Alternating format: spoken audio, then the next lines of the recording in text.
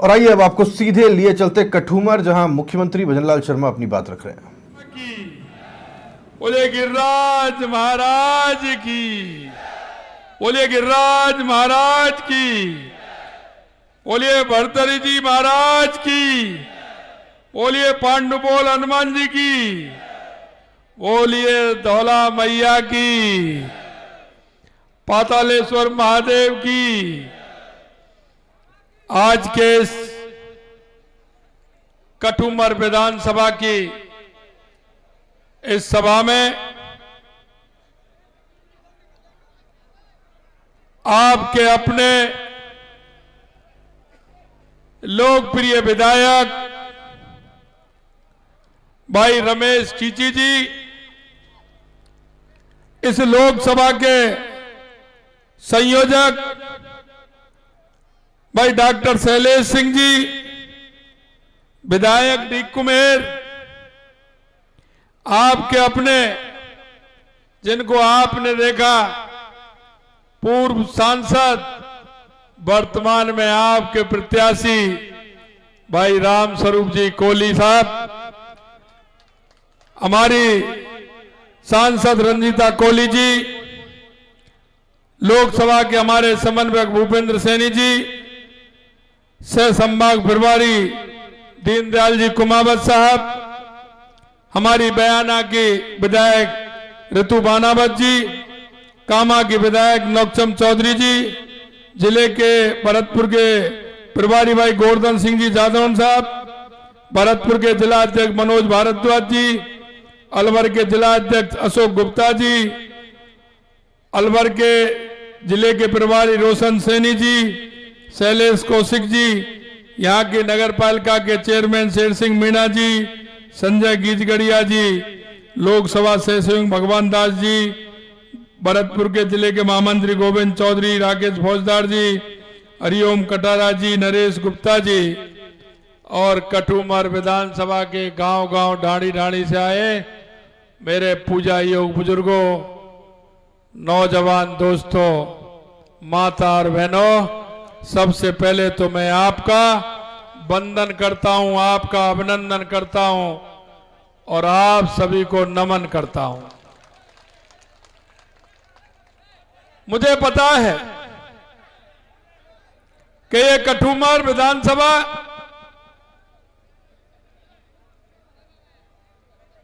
ये वो विधानसभा है जब मन में ठान लेती है ना, तो ये विधानसभा उस व्यक्ति को भारी बहुमत से जिताने का काम करती है। मित्रों, मैं आपसे इतना निवेदन करना चाहता हूं, मैं अधिकतर को सभी को पहचानता हूं, आप सभी को जानता हूं, एक एक गांव को भी मैं जानता हूं, मैंने देखा है आपने हमेशा भारतीय जनता पार्टी का साथ दिया है, भारतीय जनता पार्टी का साथ दिया है। लेकिन मैं इतना भी आपको बता देना चाहता हूं कि जब जब आपकी कोई बात आई है, भारतीय जनता पार्टी के नेताओं ने कठूमर की हर बात को रखने का काम किया है, हर बात को रखने का काम किया है। मैं आपको याद दिलाना चाहता हूं, मैं तो 2014 से पहले इस देश की स्थिति क्या थी। 2014 से पहले भ्रष्टाचार की लेकर के क्या स्थिति हो रही थी, भ्रष्टाचार की कितनी बड़ी घोटालाओं की खान ये कांग्रेस की सरकार बन गई थी। आए दिन घोटाले पर घोटाले होते थे, जमीन में भी घोटाला होता था, पाताल में भी घोटाला होता था, आसमान में भी घोटाला होता था। लोगों के मन में यह जिज्ञासा पैदा होने लग गई थी कि आखिरकार इस देश का क्या होने वाला है। यही नहीं मित्रों, आए दिन आतंकवादी आते थे, कहीं ना किसी बड़े शहर में बम फोड़ करके चले जाते थे, कहीं रेलवे स्टेशन पर बम फोड़ के चले जाते थे, भीड़ भाड़ वाले इलाके में बम फोड़ करके चले जाते थे। क्या 2014 के बाद कोई ऐसी घटना हुई है क्या? अरे बता तो दो मेरे भाइयों, 2014 के बाद कोई घटना हुई है क्या? अगर घटना को अंजाम भी दिया तो देश के यशस्वी प्रधानमंत्री नरेंद्र मोदी जी के नेतृत्व में उनको घर में सबक सिखाने का काम किया। यह नरेंद्र मोदी जी की सरकार है, नरेंद्र मोदी जी की सरकार। मैं आपसे कहना चाहता हूं, कांग्रेस हम तुष्टीकरण के आधार पर चली है। इन्होंने हमेशा जातिवाद के नाम पर काम किया है, तुष्टीकरण के आधार पर काम किया है, भ्रष्टाचार के आधार पर काम किया है। इस देश में भ्रष्टाचार को जन्म देने वाली है तो ये कांग्रेस है, ये कांग्रेस। आपने देखा होगा कांग्रेस को की स्थिति जो हो रही है, अरे इन्होंने तो रामलला को भी काल्पनिक बता दिया था, अयोध्या को भी काल्पनिक बता दिया था, राम मंदिर के निमंत्रण को भी ठुकरा दिया। ये राम की शक्ति को नहीं जानते।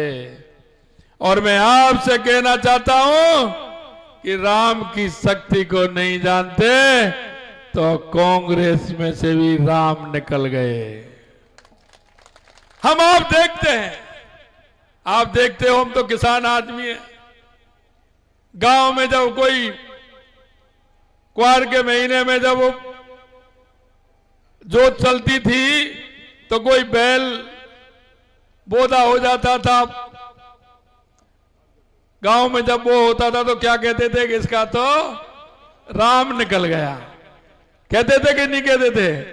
कोई कमजोर व्यक्ति होता है तो उससे भी कहते हैं कि अरे क्या हो गया तेरा तो राम निकल गया। कांग्रेस का राम निकल गया। आप देख रहे हैं, कोई कहता है कि मैं तो चुनाव ही नहीं लड़ना चाहता था, कोई कहता है कि मेरे को तो जबरदस्ती लड़ा दिया, कोई कहता है कि मैं तो लड़ना ही नहीं चाहता। आपने देखा होगा 2-2, 3-3, 4-4 टिकट वापस हो गए और एक जगह कांग्रेस ने फॉर्म भर दिया। केंद्र की कांग्रेस कह रही है कि आप वापस लीजिए, वो कह रहा है मैं तो वापस नहीं लेता हूं। अब देखिए क्या स्थिति हो रही है, उसने वापस नहीं लिया, कांग्रेस अपने हाथ का ही विरोध कर रही है कि उसको वोट नहीं देना है। अब देखिए उस कांग्रेस का क्या होगा जो अपने आप में ही मना कर रही है बांसवाड़े के अंदर कि हाथ वाले को मत देना। ये स्थिति इसलिए क्योंकि राम हमारे रोम रोम में बसते हैं। सुबह जब हम जगते हैं तो हमारे बुजुर्गों को, हमारे सम्मानियों को, हमारे से बड़े को सबसे पहले हम राम राम करते हैं। जिस राम को अस्तित्व मिटाने वाले ये लोग हैं, राम को काल्पनिक बताने वाले जो लोग हैं, राम निकल गया इनसे।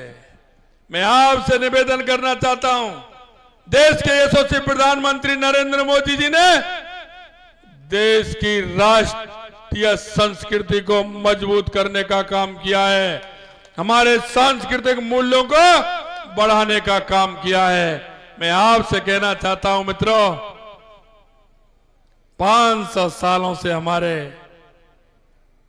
रामलला टेंट के अंदर रह रहे थे। 500 सालों की वो गुलामी, 500 सालों का वो इतिहास चंद सेकंडों में समेटने वाले देश के यशस्वी प्रधानमंत्री नरेंद्र मोदी जी हैं। क्योंकि कहा था, हमारे घोषणा पत्र में था कि जब पूर्ण बहुमत की सरकार आएगी तो राम मंदिर का निर्माण करेंगे। कांग्रेसी कहते थे ये जुमला है, हम कहते थे हमारे लोग रामलला आएंगे, मंदिर वहीं बनाएंगे। कांग्रेस वाले कहते थे तारीख नहीं बताएंगे। अरे हमने तो तारीख भी बताई आपको, निमंत्रण भी दिया आपको, और 22 जनवरी को अयोध्या में दिव्य और भव्य मंदिर में रामलला विराज गए, ये हम आपको बताना चाहते हैं। मित्रों, मैं कहना चाहता हूं, काशी विश्वनाथ कॉरिडोर को बना करके आपने देखा होगा, गंगा माता की आरती होते हुए देखा होगा। हमारे जो 4 धाम है, यमुनोत्री, गंगोत्री, केदारनाथ, बद्रीनाथ, कितनी दिक्कत होती थी जाने में। देश के यशस्वी प्रधानमंत्री नरेंद्र मोदी जी ने जिस तरह का निर्माण कराया है, अब बड़ी सुगमता के साथ हमारे लोग जाते हैं, दर्शन करके आते हैं। यही नहीं मित्रों, मैं आपसे कहना चाहता हूं, 2014 के बाद आपने देश में परिवर्तन देखा है या नहीं देखा है, मैं आपसे पूछना चाहता हूं। 2014 के बाद देश में परिवर्तन हुआ है, आपने देखा है कितना बड़ा परिवर्तन हुआ है। ये गरीब के नाम पर वोट मांगने वाली कांग्रेस, क्योंकि इंदिरा जी भी गरीबी हटाओ को नारा देती थी, राजीव जी ने भी गरीबी हटाओ को नारा दिया, मनमोहन सिंह जी ने भी गरीबी हटाओ को नारा दिया, सोनिया जी ने भी गरीबी हटाओ को नारा दिया। अब उनकी चौथी पीढ़ी राहुल गांधी, प्रियंका गांधी भी गरीबी हटाने का नाम ले रहे हैं। मैं आपको कहना चाहता हूं मित्रों, सिर्फ गरीबी हटाने का नारा दिया, गरीब से इनका कोई सरोकार नहीं रहा, कोई नाता गरीब से नहीं रहा। सिर्फ इन्होंने जुमलेबाजी की और इन्होंने झूठ और लूट की दुकान खोलने का काम किया। मैं आपको विश्वास दिलाना चाहता हूं मित्रों, 2014 के बाद देश में भी आपने परिवर्तन देखा है। देश में बढ़ता हुआ, दुनिया में बढ़ता हुआ भारत का सम्मान भी आपने देखा है, गरीब कल्याण की योजनाएं भी आपने देखी हैं और देश का विकास भी आपने देखा है। देश के हर कहीं कोई भी जिला है, हर जिले में मेडिकल कॉलेज खोलना, ये हमारे यशस्वी प्रधानमंत्री जी का सपना था। मैं आपको बताना चाहता हूं, आप दिल्ली मुंबई हाईवे पर गए हैं क्या? दिल्ली मुंबई हाईवे पे कौन कौन गए, जरा हाथ खड़ा करिए। अरे आपको कैसा लगता है ये तो बता दो भाइयों। अरे जब उस पर चलते हैं तो कैसा लगता है? अरे हमारे युवा भाई चलते हैं तो उनको कैसा लगता है? यह सोच देश के यशस्वी प्रधानमंत्री नरेंद्र मोदी जी की है, जो 12 घंटे में मुंबई से दिल्ली आदमी पहुंच जाता है। मित्रों, मैं कहना चाहता हूं, हमारी राजस्थान की सरकार ने, क्योंकि जिस दिन तक आचार संहिता लगी थी, हमको 90 दिन काम करने का मौका मिला था, 90 दिन। लेकिन आपको मैं कहना चाहता हूं, 90 दिन के अंदर जो हमारे संकल्प पत्र में जो वायदे किए थे, हमने 40% से लेकर के 45% तक उन वायदों को पूरा किया है। 45% हमने कहा था, हमारा किसान, क्योंकि किसान के दर्द को हर कोई नहीं समझ सकता। किसान के दर्द को, गरीब के दर्द को वो समझेगा जो गरीबी से या किसानियत से निकला होगा। आपने देखा होगा, देश के यशस्वी प्रधानमंत्री नरेंद्र मोदी जी जहां से निकल करके आए हैं, उन्होंने गरीबी को नजदीकी से देखा है। वो गरीब के दुख और दर्द को जानते हैं, किसान के दुख और दर्द को वो जानते हैं कि किसान किस तरह से निकल करके आता है। मित्रों, मैं आपको विश्वास दिलाना चाहता हूं, हमने आपसे वायदा किया था कि हम किसान सम्मान निधि बढ़ाने का काम करेंगे। 6,000 रुपए हमारे यशस्वी प्रधानमंत्री नरेंद्र मोदी जी किसान सम्मान निधि देते थे। पहली किस्त, पहली कैबिनेट में 2,000 रुपए बढ़ाने का काम हमारी राजस्थान सरकार ने किया है। यही नहीं मित्रों, हमने आपसे कहा था कि हम एमएसपी भी बढ़ाएंगे, गेहूं पे भी, और हमने 2275 से 2400 रुपए करने का काम हमारी सरकार ने किया है। 125 रुपए पहली कैबिनेट में हमने एमएसपी बढ़ाने का काम किया है। और वो हमने इसलिए किया कि किसान की गेहूं की फसल आने वाली है, मार्च में गेहूं की फसल आती है। अगर हम इसको बाद में बढ़ाते तो किसान को फायदा नहीं होता, इसलिए हमने पहली कैबिनेट की मीटिंग में 125 रुपए बढ़ाए हैं, जिससे कि हमारे किसान भाइयों को उसका पूरा का पूरा फायदा मिले। हमने कहा था सम्मान निधि नहीं बढ़ाई। हमारी केंद्र की सरकार से बार बार लेटर आता था कांग्रेस सरकार को कि जिनके पिताजी का देहावसान हो जाता है, उनके पुत्र और पुत्री जो होते हैं उनका नामांकन दाखिला उनके नाम चढ़ता है, लेकिन उन्होंने उन पुत्र और पुत्रियों की सूची केंद्र को नहीं भेजी, जिससे कि वो सम्मान निधि से वंचित रहे। हमने 60,000 ऐसे किसान भाई और बहनों का नाम भेजा भी है, और हमारे जो हम सम्मान निधि देंगे उसमें नाम जोड़ने का काम किया है। ऐसे 60,000 से ऊपर उन किसान भाइयों का नाम भी हमने जोड़ा। यही नहीं मित्र, हमने आपसे वायदा किया कि किसान अपने बच्चे को पढ़ाता है, वो कहां से पैसा लेकर के आता है?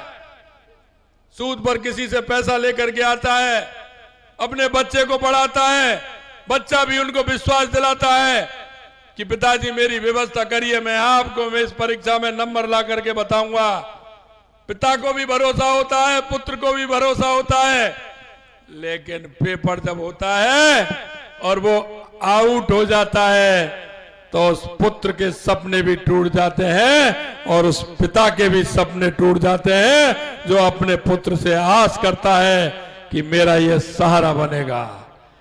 जिन युवाओं के आंखों में आंसू लाने का काम किया है, मैं आपसे कहना चाहता हूं मित्रों, उस दिन भी मैंने कहा था कि जिन्होंने युवाओं के साथ कुठाराघात किया है उनको किसी कीमत पर बख्शने वाले नहीं है, किसी भी कीमत पर बख्शने वाले नहीं है। और आपने देखा होगा कि हमने 85 लोगों को गिरफ्तार करने का काम किया है।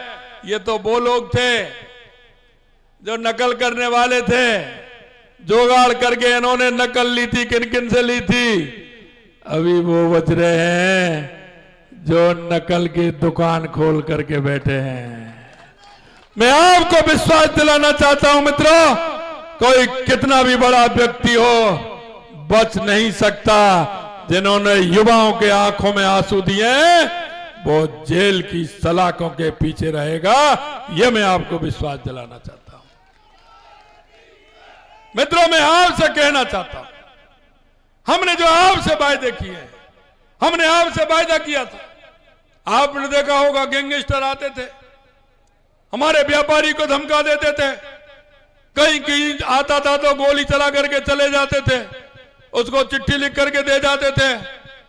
क्योंकि हरियाणा में हमारी सरकार थी, उत्तर प्रदेश में हमारी सरकार थी, मध्य प्रदेश में हमारी सरकार थी, गुजरात में हमारी सरकार थी, या कांग्रेस की सरकार थी। उनको मिलता था कि इससे बढ़िया कोई नहीं है। हमने कहा कि राजस्थान में अगर इस तरह का गैंगस्टर कोई आकर के पैर भी राजस्थान के अंदर रखेगा, हमने कहा वो वापस नहीं जाएगा। हमने ये विश्वास आपको दिलाया था। एक भी गैंगस्टर अब क्यों नहीं आ रहे हैं? किसी व्यापारी को धमकी क्यों नहीं मिल रही है? हमने कहा सुरक्षा हमारा काम है, हम एक एक व्यापारी को, राजस्थान की एक एक जनता को सुरक्षा देने का काम हम करेंगे। आए दिन महिलाओं के साथ अत्याचार होते थे, हमने महिला टास्क फोर्स पर लगा करके हर थाने में हमने काम किया है। महिलाओं की नफरी भी बढ़ाई है। आने वाले समय में हम और भी बढ़ाने वाले हैं, जिस तरह से हमारी माता बहनों की सुरक्षा हो सके। मित्रों, मैं आपको विश्वास दिलाना चाहता हूं, इस कांग्रेस ने जो हमारी ईआरसीपी की योजना थी, जो हमारे पूर्वी राजस्थान की योजना थी, ये पूर्वी राजस्थान कभी पानी से परेशान रहता था, आज पानी के लिए परेशान है। 50-50, 60-60 फुट नीचे पानी गहरा हो गया, 350 पर पानी मिलता है। हमने मान्य ये, क्योंकि कांग्रेस ने हर घोषणा पत्र में, हर विधानसभा के सत्र में कहा गया ईआरसीपी, लेकिन ईआरसीपी पर काम नहीं किया।